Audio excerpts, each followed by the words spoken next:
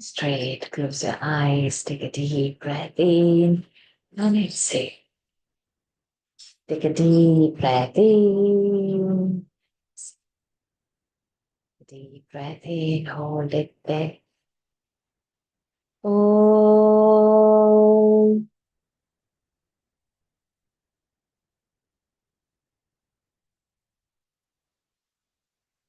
oh,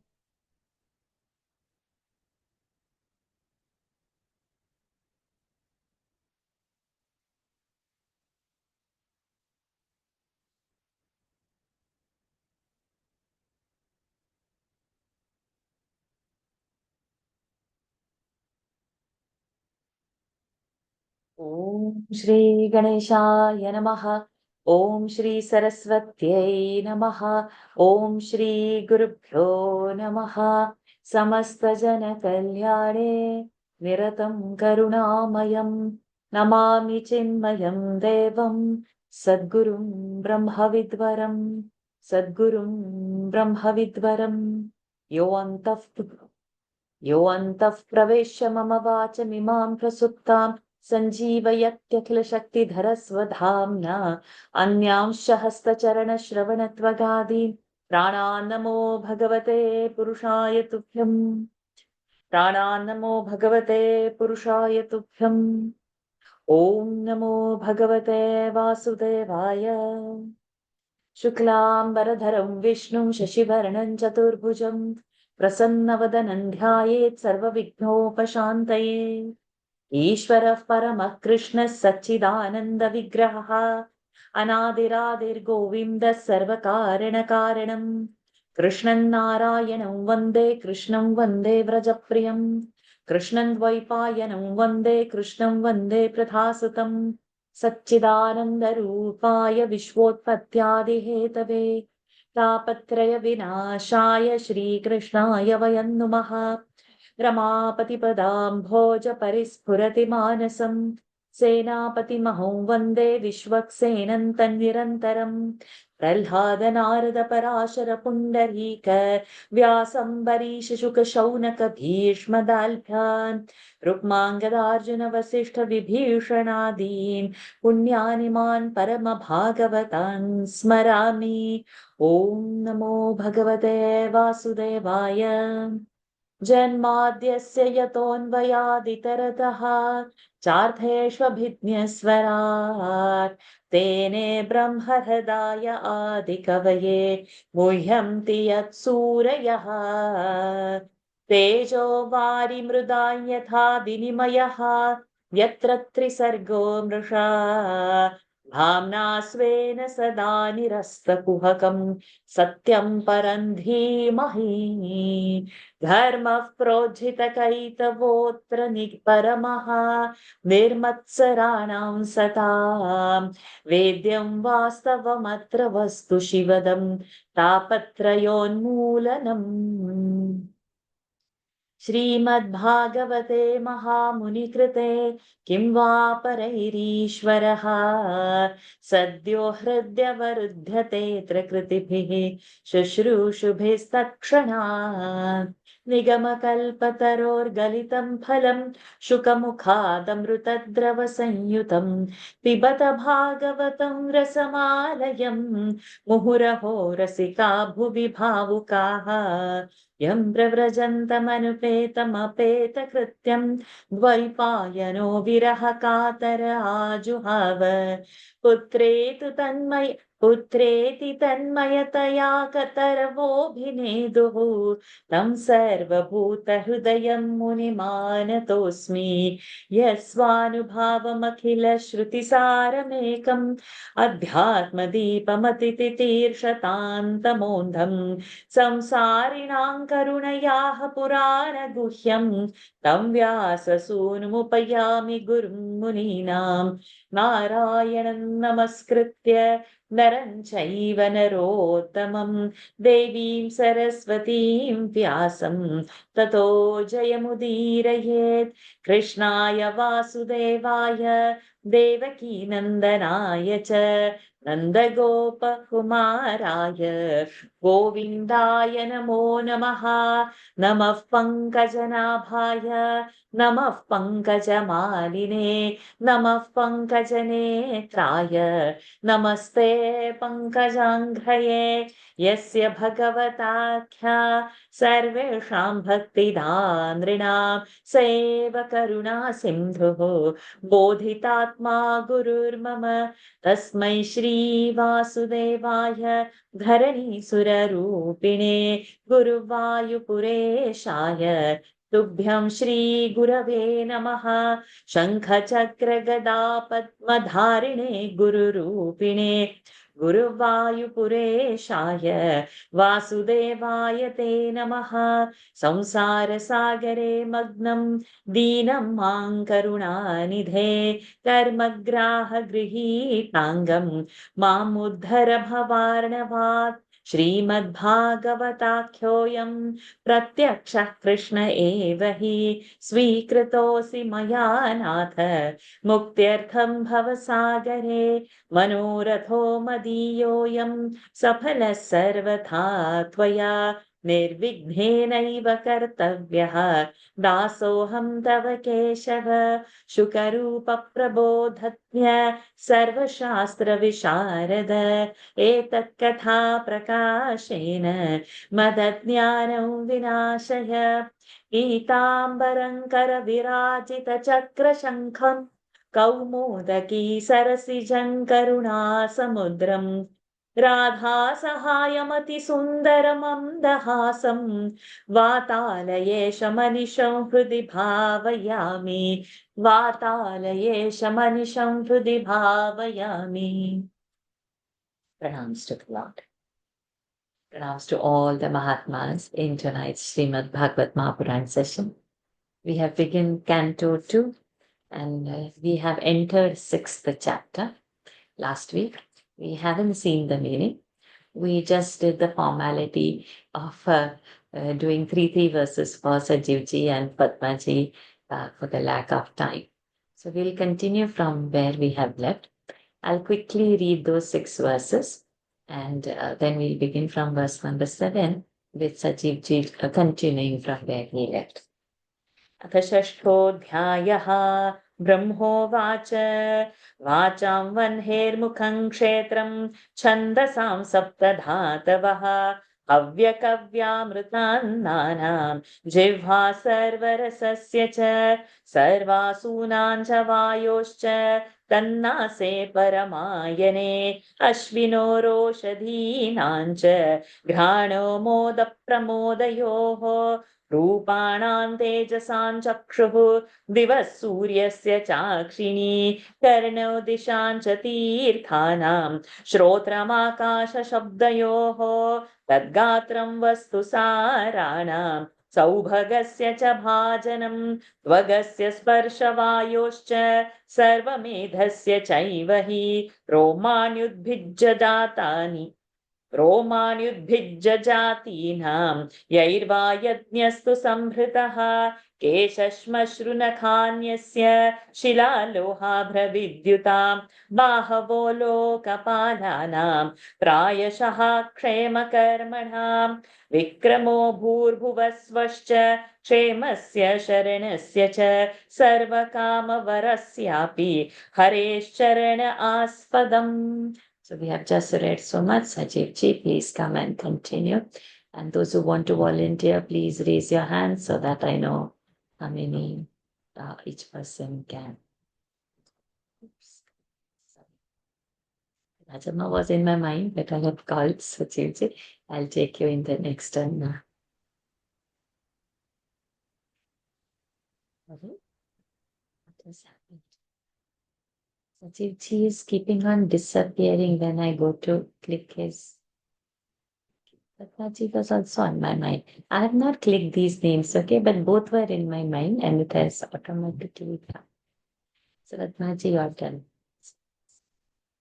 Okay, number 7. Apam वीर्यस्य सर्गस्य अपां वीर्यस्य सर्गस्य जन्यस्य प्रजापतेः पर्जन्यस्य प्रजापतेः Yapra is a Vitva. पर्जन्यस्य प्रजापतेः पुंसशिष्ण उपस्थस्तु पुंसः शिष्ण उपस्तस्तु प्रजाप्यानंद निर्वृतेः प्रजात्यानन्दनिर्वृतेः आयुष्यमस्य मित्रस्य आयुर्यमस्य मित्रस्य परिमोक्षस्य नारद परिमोक्षस्य नारद हिंसाया निवृतेर्मृत्योः हिंसाया निर्वृते मृत्योः निरयस्य गुदस्मृतः निरयस्य गुदस्मृतः पराभूतेरधर्मस्य पराभूतेरधर्मस्य तमसश्चापि पश्चिमः तमसश्चापि पश्चिमः नाड्यो नदनदीनान्तु नाड्यो नदनदीनान्तु नद नदीनां. Male and female forms of rivers are Nada and Nadi. गोत्राणामस्थि संहतिः गोत्राणामस्थि संहतिः अव्यक्तरससिन्धूनाम् अव्यक्तरससिन्धूनाम् भूतानान्निधनस्य च भूतानान्निधनस्य च उदरं विदितं पुंसः उदरं विदितं पुंसः हृदयं मनसः पदम् हृदयं मनसः पदम् धर्मस्य मम तुभ्यं च धर्मस्य मम तुभ्यं च कुमाराणां भवस्य च कुमाराणां भवस्य च विज्ञानस्य च सत्त्वस्य विज्ञानस्य च सत्त्वस्य परस्यात्मा परायणम्. परस्यात्मा परायणम् Do the five, then we'll come back again. अपां वीरस्य सर्गस्य Virasya, did you say पर्जन्यस्य virasya? sorry Did you say virasya? It's viryasya. अपां वीर्यस्य सर्गस्य पर्जन्यस्य प्रजापतेः पुंसः शिष्ण उपस्थस्तु प्रजात्यानन्दनिर्वृतेः पायुर्यमस्य मित्रस्य परिमोक्षस्य नारद हिंसाया निर्वृते मृत्योः निरयस्य गुदस्मृतः पराभूतेरधर्मस्य तमसश्चापि पश्चिमः नाड्यो नदनदीनान्तु गोत्राणामस्थि संहतिः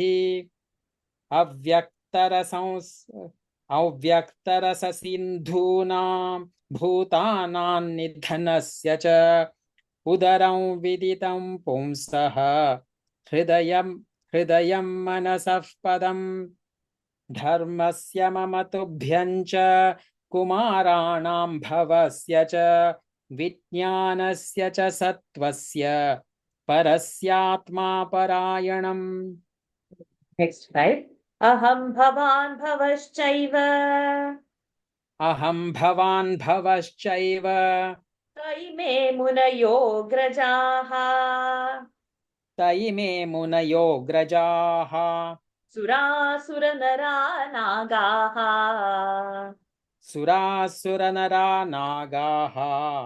खगा मृगसरीसृपाः गन्धर्वाप्सरसो यक्षाः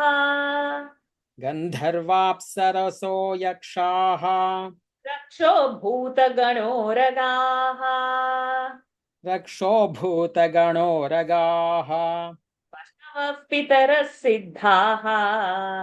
पशवः पितरः सिद्धाः विद्याभ्राश्चारणाद्रुमाः विद्याधाश्चारणाद्रुमाः अन्ये च विविधा जीवाः अन्ये च विविधा जीवाः जलस्थलनभौकसः जलस्थलनभौकसः ग्रहर्क्षकेतवस्ताराः ग्रहक्षकेतवस्ताराः तडितस्तनयित्नवः तडितस्तनयित्नवः सर्वं पुरुष एवेदम् सर्वं पुरुष एवेदम् तं भव्यं भवच्च यत् भूतं भव्यं भवच्च यत् तेनेदमावृतं विश्वम् तेनेदमावृतं विश्वम् वितस्तिमि वितस्तिमधिमश् सोरि वितस्तिमधि तिष्ठति वितस्तिमधितिष्ठति स्वधिष्ण्यं प्रतपन् प्राणः स्वधिष्ण्यं प्रतपन् प्राणः बहिश्च प्रपत बहिश्च प्रतपत्यसौ बहिश्च प्रतपत्यसौ एवं विराजं प्रतपन् न एण्डिङ्ग् एवं विराजं प्रतपन् तपत्यन्तर्बहिः पुमान् तपत्यन्तर्बहिः पुमान् अहं भवान् भवश्चैव त इमे मुनयोऽग्रजाः सुरासुरनरा नागाः खगा मृगसरीसृपाः गन्धर्वाप्सरसोर्यक्षाः रक्षो भूतगणोरगाः पशवः पितरः सिद्धाः विद्याधाश्चारणाद्रुमाः ध्रा is there रे विद्याध्राश्चारणाद्रुमाः अन्ये च विविधा जीवाः जलस्थलनभौकसः ग्रहरक्षकेतवस् ग्रहरक्ष we cannot say ग्रहर्क्ष ग्रहर्क्षकेतवस्ताराः तडितस्तनयित्नवः सर्वं पुरुष एवेदं भूतं भव्यं भवच्च यत् तेनेदमावृतं विश्वं वितस्तिमधितिष्ठति स्वधिष्ण्यं प्रतपन् प्राणाः बहिश्च प्रतपत्यसौ एवं विराजं प्रतपन् पत्यन्तबर्हिः पुमान् एवं विराजं प्रतपन् तपत्यन्तर्बहिः पुमान् एवं विराजं प्रतपन् तपत्यन्तर्बहिः पुमान् Padmaji for your quota. सोमृतस्याभयस्येषः सोमृतस्याभयस्येष्यः मर्त्यमन्नय्यदत्यगात् मर्त्यमन्नैयदत्यगात् महिमैष ततो ब्रह्मन् महिमैष्य ततो ब्रह्मन् पुरुषस्य दुरत्ययः पुरुषस्य दुरत्ययः आदेषु सर्वभूतानि पादेषु सर्वभूतानि पुंसस्थितिपदो विदुः पुंसस्थितिपदो विदुः अमृतं क्षेममभयम् अमृतं क्षेममभयम् त्रिमूर्ध्नोऽधायि मूर्धसु त्रिमूर्धनोऽध्यायि मूर्धसु पादास्त्रयो बहिश्चासन् पादास्त्रयो बहिश्चासन् starting now अप्रजानान्य आश्रमाः अप्रजानाय आश्रमाः अन्तस्त्रिलोक्यास्त्वपरः अन्तस्त्रिलोक्यास्त्वपरः अन्तस्त्रिलोक्यास्त्वपरः ग्रहमेधो बृहद्व्रतः गृहमेधो बृहद्वृतः excuse me in पादोस्त्रयो बहिश्चासन् चासन आसन चासन and then Okay. apraja. Sriti Apraja. vichakrame vishwang Ganga's vishwang. Okay. श्रुति विचक्रमे विश्वं Vishwak should have the vowel.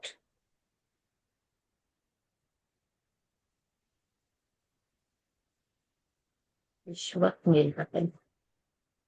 Yesterday I went to a temple.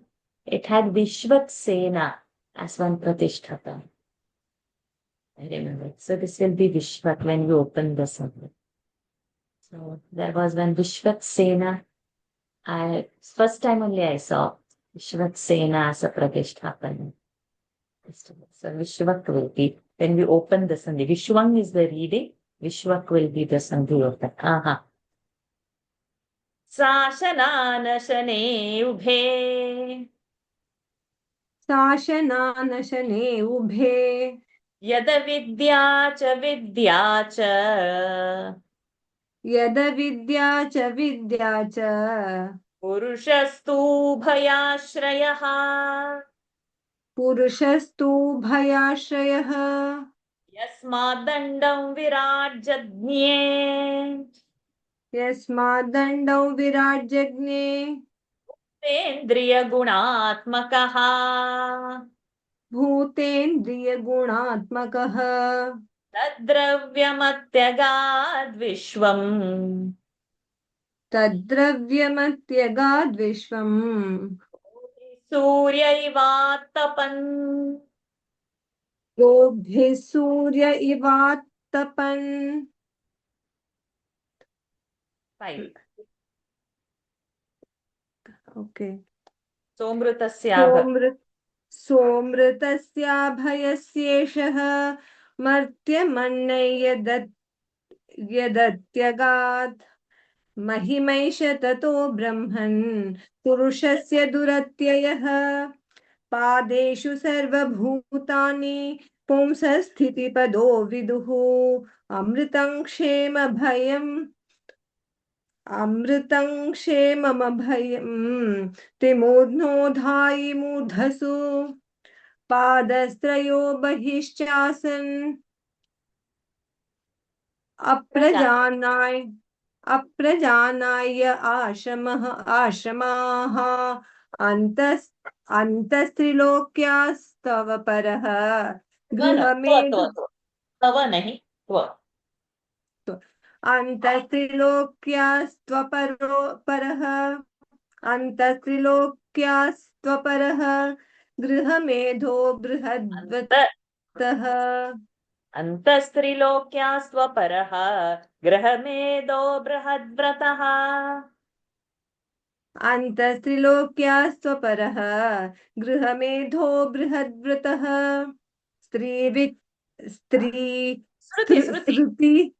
स्तृति विचक्रमे विश्वं शासनानशने उभे यद विद्या च पुरुषस्तु भयाश्रयः यस्मादण्डौ विराट्जज्ञे भूतेन्द्रियगुणात्मकः तद्द्रव्यमत्यगाद्विश्वं गोभिः सूर्य इवातपन्. Correct. For your next 5, I'll highlight you back again. Let's finish this much. So Brahma continued. Very beautiful aspect starting now. The mouth of the cosmic being is the birthplace of the organ of speech, as well as the god of fire, the deity presiding over it. The 7 dhatus, or essential ingredients of body, skin, flesh, blood, fat, marrow. So we have Rasa, Rakta, Mamsa, Meda, Asti, Majja, Shukra. It's that part. Are the source of 7 Vedic meters, that is Gayatri, Chandas, Jagati, Ushnik, Rishtu, Anushtu, Pankti, and Brahati. Underline all this. because this is not there in the verse. They have given it as a extra to tell us what are those Vedic meters, chandas. And even so, his tongue is the source of all kinds of food, the food of the gods, the food of the mains, and the remains of both, which is like ambrosia for human beings, of the six variety of taste, as well as the sense of taste, and the birthplace of Varuna, the deity presiding over the same. So tomorrow we are going to talk about food. Those who have not yet joined the group, let me know. You need to, if possible, really join it, because it's going to give a different perspective of what a sadhak should have an attitude for the food. How do we eat as a seekers? Because now again, when this is coming, it's again linking to the same thing. So those who don't know how to join, it was there in the group announcement. If you still don't know, please message me, because tomorrow and the next Saturday, Singapore time, 5 to 7 is the talk. Tomorrow is the talk, and then next week is the Q&A.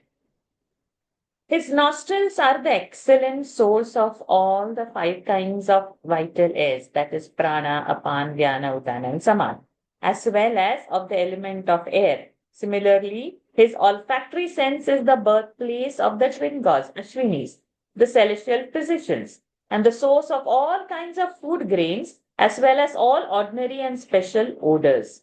His sense of sight is the source of all colors, as well as of the lights that reveal them, while his eyes are the source of heaven and the birthplace of the sun. Even so, his ears are the source of the four cardinal points, as well as of all sacred places. His sense of hearing, of ether, and its special characteristic sound means akasha. When they say ether and all, I really get confused. While his limbs are the source of the essence of all things and the receptacle of all loveliness. His sense of touch is the source of touch, as well as of the element of air, and even so of all kinds of sacrificial performances. Similarly, the hair on his body are the source of all kinds of trees and plants, or according to another view of such of them as contribute to the performances of sacrifices. His hair are the source of clouds, and his beard and mustaches of lightning, while the nails of his fingers and toes are the source of rocks and iron. Similarly, his arms are the birthplace of the guardians of the spheres, who are mostly engaged in the work of protecting the universe. His stride is the support of the three worlds, the earth, the region of the air and heaven, while Sri Hari's feet are the source of security and protection, as also the place where all one's desired objects can be had. The penis of the cosmic being is the source of water, the seminal fluid, and the creation, and the birthplace of the god of rain, as well as of Prajapati, the god presiding over the creation. While his faculty of generation is the source of delight resulting from population for the sake of offspring. Even so, his organ of excretion, O Narada, is the birthplace of Yama, the god of retribution, as well as of the god Mitra, and the origin of the function of evacuating the bowels. While his anus has been spoken of as the source of all destruction of life, the origin of hell and birthplace of Mrityu, the god of death, as well as of Nirriti, the goddess of poverty. His back is the source of defeat and unrighteousness, as well as of tamas, the principle of darkness or opacity. His arteries and veins are the source of big and small rivers, while the system of his bones is the source of mountains, that is that Nada and Nadi. The abdomen of the cosmic being is known to be the source of unmanifest primordial matter, the child and the oceans, and the origin of all beings, as well as of their dissolution, while his heart is reputed to be the source of the mind. Even so, the Chitta, reason of the Supreme, is the excellent source of Dharma, righteousness, and the God presiding over it, myself, Brahma, yourself, Narada, Sanaka, and his three brothers, Sanatana, Sananandana, and Sanat Kumara. And so underline all this. And Lord Shiva, as also of Vijnana, understanding, and the faculty of reason.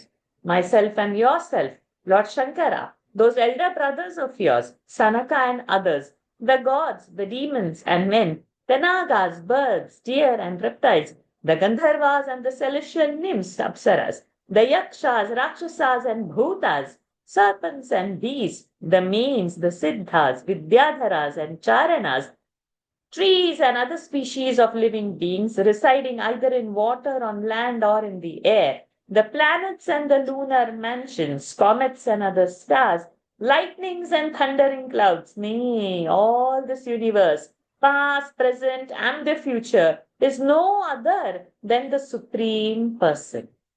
It is by Him that all this stands pervaded, and it covers only a span of the cosmic being.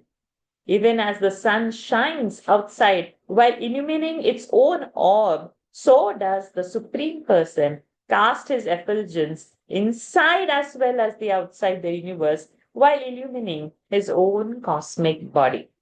He transcends all that is subject to death as well as the fruit of action, and is the Lord of that immortal and fearless state.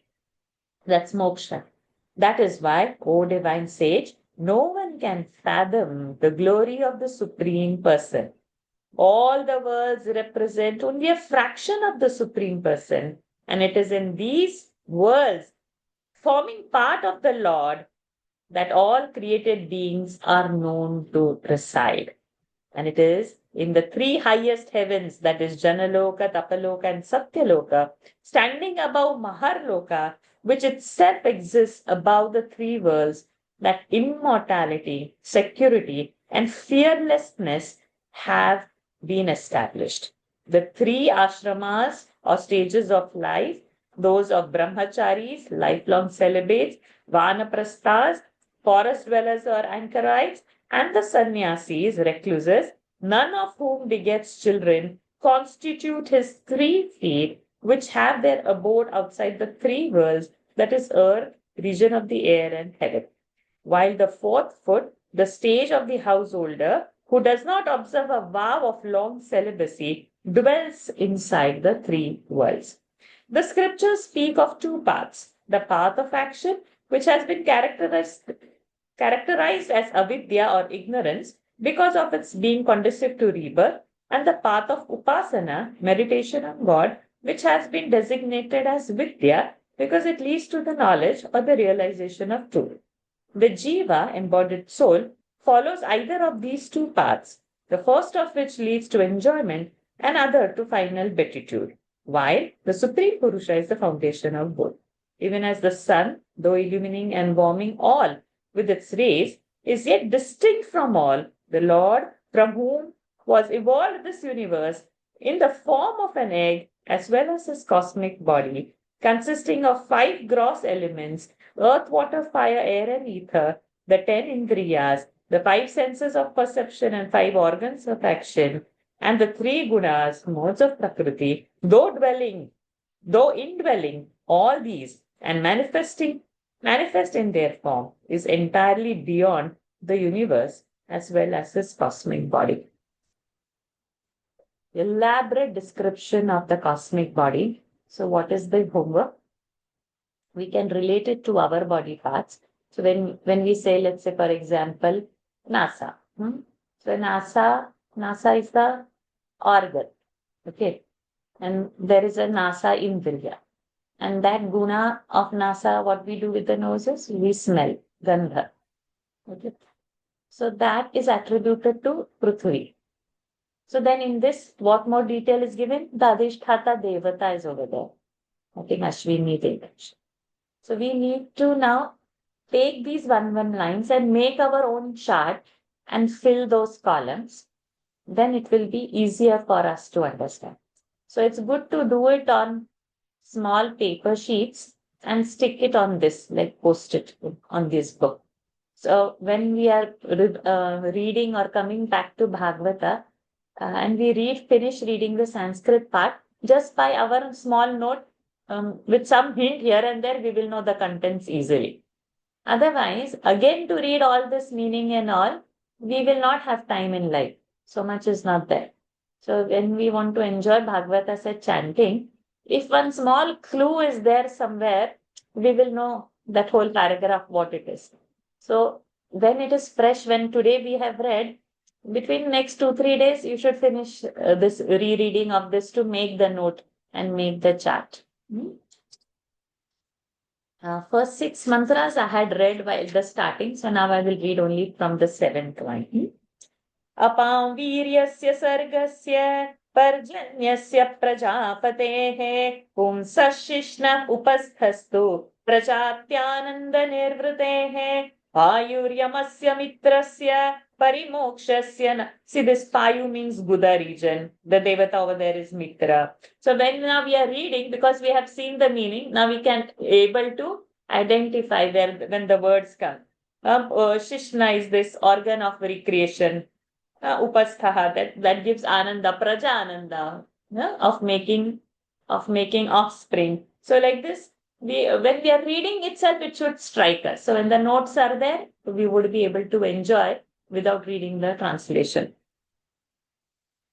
हिंसाया निर्वृतेर्मृत्योः निरयस्य गुदस्मृतः पराभूतेरधर्मस्य तमसश्चापि पश्चिमः नाड्यो नदनदीनान्तु गोत्राणामस्ति संहतिः अव्यक्तरससिन्धूनां भूतानां निधनस्य च उदरं विदितं पुंसः हृदयं मनसः पदं धर्मस्य मम तुभ्यं च कुमाराणां भवस्य च विज्ञानस्य च सत्त्वस्य परस्यात्मा परायणम् अहं भवान् भवश्चैव तैमे मुनयोऽग्रजाः सुरासुरनरानागाः खगा मृगसरीसृपाः गन्धर्वाप्सरसो यक्षाः रक्षो भूतगणोरगाः पशवः पितरः सिद्धाः विद्याध्राश्चारणाद्रुमाः.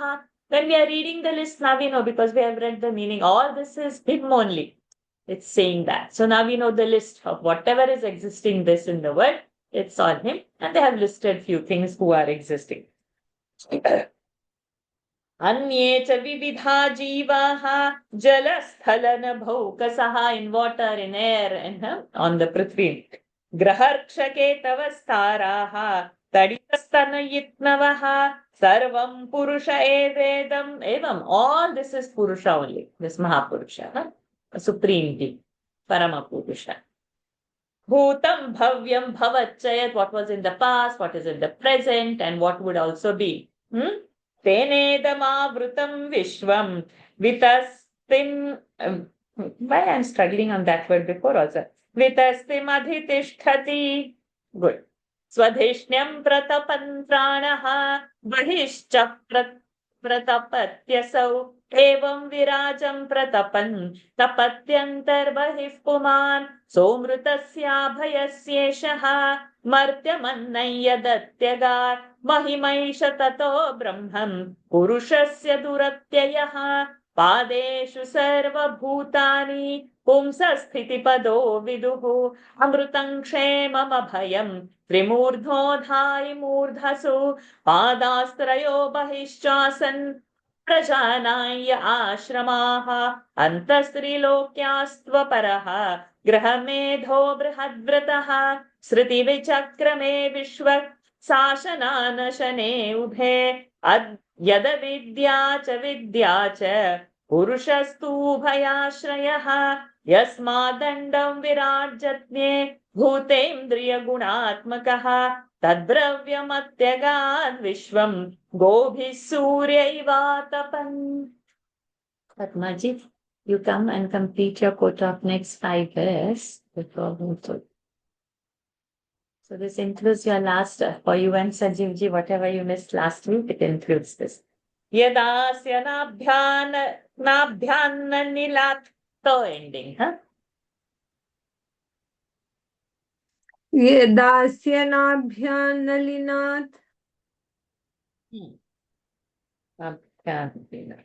Ahamasam mahatmanaha अहमासं महात्मनः नाविदं यज्ञसंभारान् नाविदैर्यज्ञसंभारान् पुरुषावयवादृते पुरुषावयवादृते येषु यज्ञस्य पशवः तेषु यज्ञस्य पशवः वनस्पतयः कुशाः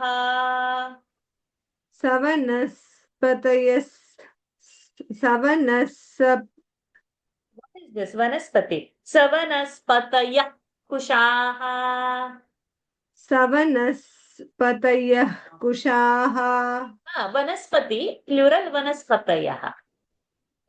Okay. Yeah, sometimes no, that same word when it comes with different we get confusion. Doesn't matter. Idam cha devayajanam इदं च देवयजनम् कालश्चोरुगुणान्वितः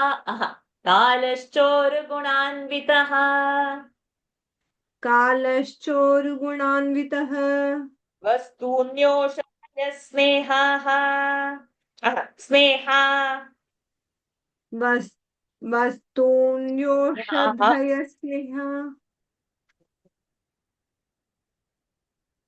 प्लूरल स्नेहाः वस्तून्योषधय स्नेहाः वस्तून्योषधयस्नेहाः रसलोह मृदो जलम् रसलोहमृदो जलम् रुचो यजूंषि सामानि रुचो यजूंषि सामानि चातुर्होत्रं च सत्तम चातुर्होत्रं च सत्तम नामधेयानि मन्त्राश्च नामधेयानि मन्त्राश्च दक्षिणाश्च व्रतानि च दक्षिणाश्च व्रतानि च देवतानुक्रमः कल्पः देवतानुक्रमः देवतानुक्रमः कल्पः देवतानुक्रमः कल्पः सङ्कल्पस्तन्त्रमेव च सङ्कल्पस्तन्त्रमेव च गतो मतश्रद्धा गतयो मतयः श्रद्धा प्रायश्चित्तं समर्पणम्.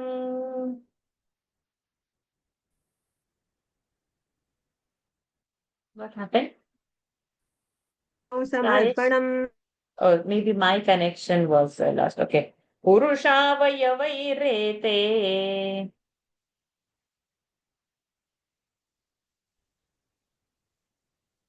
पुरुषावयवैरेते पुरुषावयव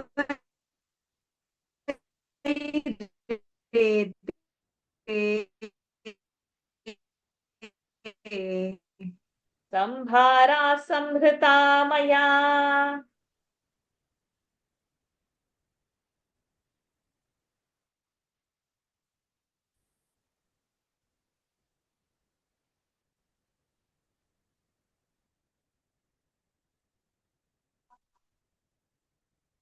यदास्यनाभ्यानलिनात् अहमासं महात्मनः नाविदै यज्ञसंभारान् पुरुषावयवादृते तेषु यज्ञस्य पशवः सवनस्पतयः कुशाः इदं च देवयजनन् कालश्चोरुगुणान्वितः वस्तून्योषधयस्नेहाः रसलोहमृदो जलम् रुचो यजूंषि समानि चातुर्होत्रं च सत्तम नामधेयानि मन्त्राश्च दक्षिणाश्च व्रतानि च देवतानुक्रमः कल्पः सङ्कल्पस्तन्तमेव च गतयो मतयः श्रद्धा प्रायश्चित्तं समर्पणम् पुरुषावयवैरेते पुरुषावयवैरेते संभारा संभृता मया. Thank you, Padmaji. Okay, so now we go back to the regular thing. So the rest everybody would do now five verses. Rajama, for your 5 verses. Okay. Iti samhrita sambha. Did we do this? No. Iti samhrita sambharaha. इति सम्भृतसंभारः पुरुषावयवैरहम् पुरुषावयवैरहम् तमेव पुरुषं यज्ञम् तमेव पुरुषं यज्ञम् तेनैवायजमीश्वरम् तेनैवायजमीश्वरम् ततस्ते भ्रातरैमे ततस्ते भ्रातरैमे प्रजानां पतयो नव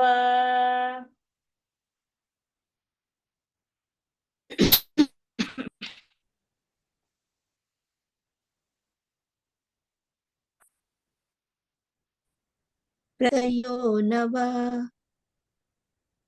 अयजन् व्यक्तमव्यक्तम् अयजन् व्यक्तमव्यक्तम् पुरुषं सुसमाहिताः पुरुषं सुसमाहिताः पुरुषं मकार ततश्च मनवः काले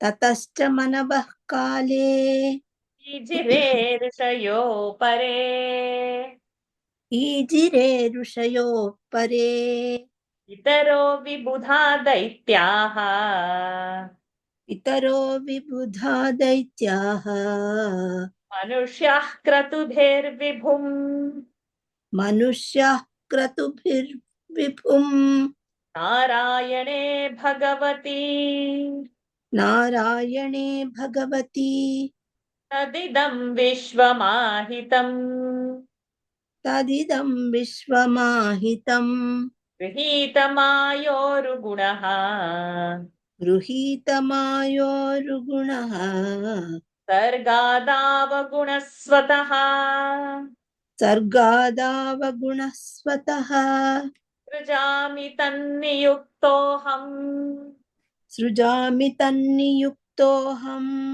हरो हरति तद्वशः हरो हरति तद्वशः विश्वं पुरुषरूपेण विश्वं पुरुषरूपेण परिपाति त्रिशक्ति is a vitva परिपाति Trishakti परिपाति त्रिशक्तिभृत् okay dhruk It is Dhrut is been written in my book. oh okay then in my book it is ka you read what is in your book no problem Okay.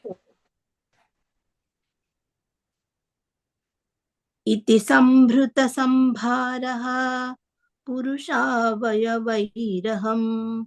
तमेव पुरुषं यज्ञम् तैनावयजमीश्वरम् तेनैवायजमीश्वरम् ततस्ते भ्रातर इमे प्रजानां पतयो नव अयजन् व्यक्तमव्यक्तम् पुरुषं सुसमाहिताः ततश्च मनवः काले ईजिरे युषयो परे पितरो विबुधा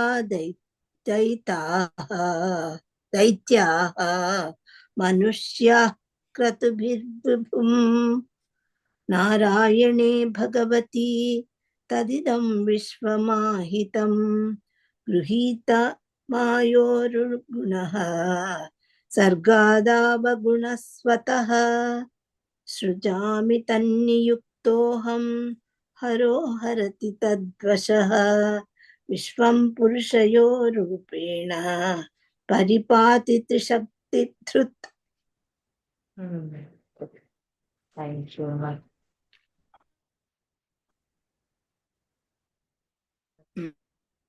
Radha Krishna ji.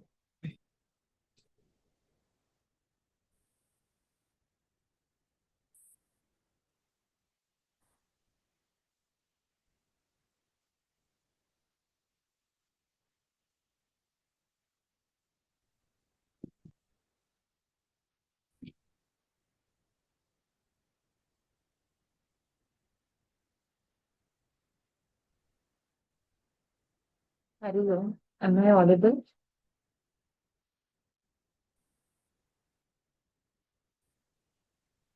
Hari Om, yes. Yes, okay. I'm stuck actually because there's a heavy rain. Since morning it's raining, but now suddenly it has changed. Okay, Right. let us Yeah, start. it's Number audible. 30. Number 32. Iti te vihitam tata Iti te vihitam tata yathedamanupricchasi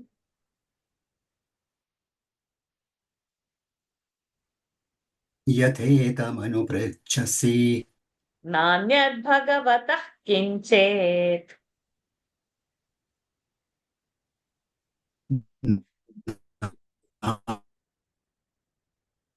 Anyad bhagavatah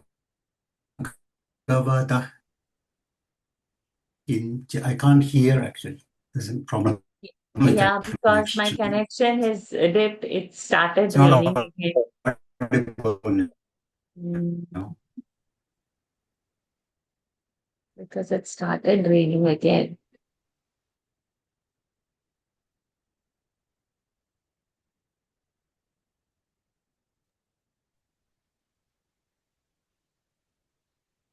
Because it has started raining again, there is a issue now. Hmm. So that's okay. Okay. Nanyad bhagavatah kinchet.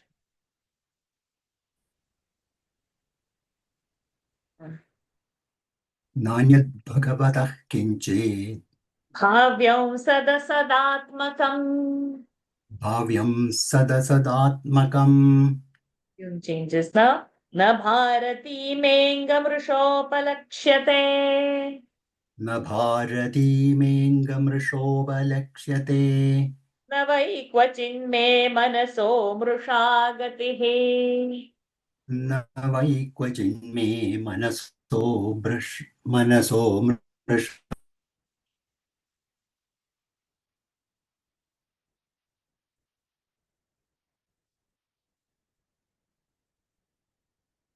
गतिः. Going again. Again, I have gone. We'll complete this verse and we'll end this session because the rasa of the Bhagavad will. न मे ऋषिकाणि पतन्त्य सत्पथे न मे हृषीकानि पतन्यसत्पथे पतन्त्य पतन्त्यः सत्पथे यन्मे हृदौत्कण्ठ्यवता धृतो हरिः यन्मे हृदौत्कण्ठ्यवता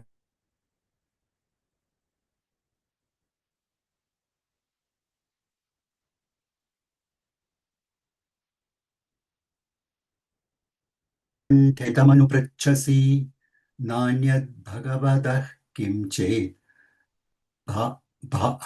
किञ्चित् भाव्यं सदसदात्मकम् न भारतीमेकमृषोपलक्ष्यते न वै क्वचिन्मे मनसो मृषा गतिः न मे ऋषिके यन्मे हृदौ